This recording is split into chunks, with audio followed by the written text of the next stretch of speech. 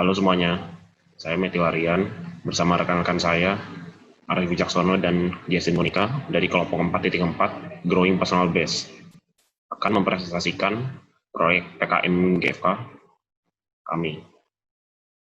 Nah, jadi PKM sendiri itu singkatan dari Program Kreativitas Mahasiswa.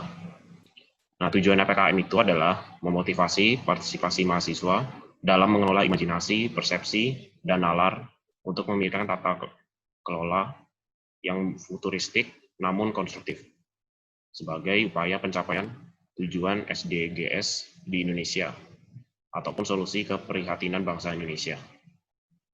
Nah, untuk isu keprihatinan sendiri itu terbagi ada 6. Yang pertama adalah korupsi, narkoba, NKRI, bencana alam, bahasa daerah, dan konservasi satwa liar.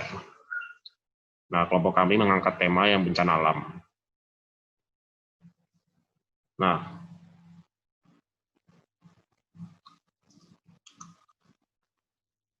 latar belakang proyek kami itu, kami melihat krisisnya kesadaran masyarakat Indonesia tentang kepeduliannya terhadap lingkungan, sehingga menimbulkan bencana alam yang merugikan semua pihak. Dalam hal ini, seringkali pemerintah yang disalahkan. Padahal masyarakat juga mengambil bagian yang besar dalam bencana alam tersebut. Nah, fokus proyek kami ini ada di quality education, yaitu meningkatkan kualitas edukasi masyarakat mengenai bencana alam. Nah, latar belakang yang tadi sudah saya bacakan itu bisa dibagi dalam 3 poin besar. Yang pertama adalah krisis kepedulian masyarakat pada kelestarian lingkungan. Yang kedua, pemerintah yang menjadi sasaran untuk disalahkan bila ada bencana alam. Dan ketiga, kurangnya edukasi masyarakat mengenai menjaga lingkungan. Nah, untuk poin yang pertama, rendahnya kesadaran masyarakat dalam menjaga lingkungan. Ini ada contoh kasus-kasus masyarakat tidak menjaga lingkungan. Yang pertama ada tumpukan sampah di kali-kali, dan yang kedua ada pembakaran hutan. Ya, perbuatan ini salah, namun apa yang menyebabkan perbuatan ini dapat terjadi? Yaitu salah satunya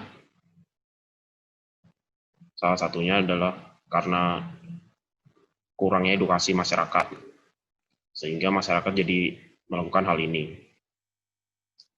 Nah, dari data riset Kementerian Kesehatan, itu hanya 20% dari total masyarakat Indonesia peduli terhadap kebersihan dan kesehatan. Artinya itu jadi dari 262 juta jiwa, cuma 52 juta aja yang peduli terhadap kebersihan lingkungan dan dampaknya terhadap kesehatan. 3. Poin kedua yaitu dilema pemerintah antara ekonomi dan lingkungan hidup.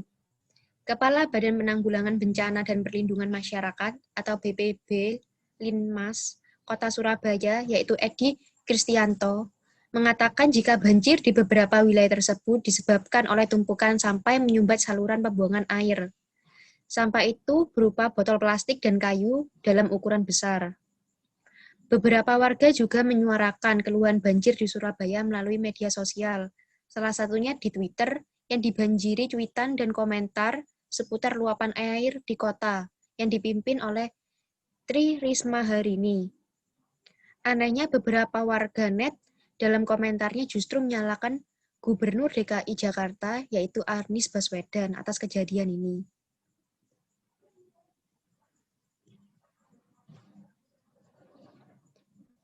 Di sini adalah salah satu contoh bahwa Presiden Jokowi disalahkan atas kebakaran hutan di Kalimantan.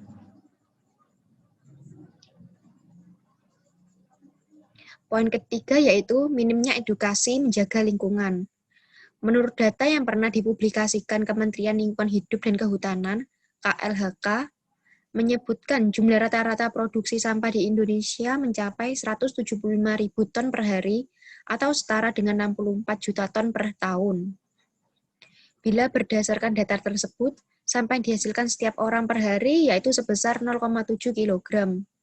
Bahkan menurut studi yang dilakukan oleh McKinsey, Indonesia merupakan negara penghasil sampah plastik nomor 2 di dunia setelah Tiongkok. Hal ini masih kerap terjadi di Indonesia dikarenakan masih kurangnya kesadaran masyarakat tentang menjaga lingkungan yang berakibat pada kehidupan manusia juga. Kurangnya kesadaran tersebut juga dikarenakan kurangnya edukasi tentang sampah, karena banyak yang belum mengetahui apa itu sampah dan bagaimana pengelolaannya, serta penyebab sampah menumpuk, lalu apa akibatnya. Dampak kerusakan lingkungan.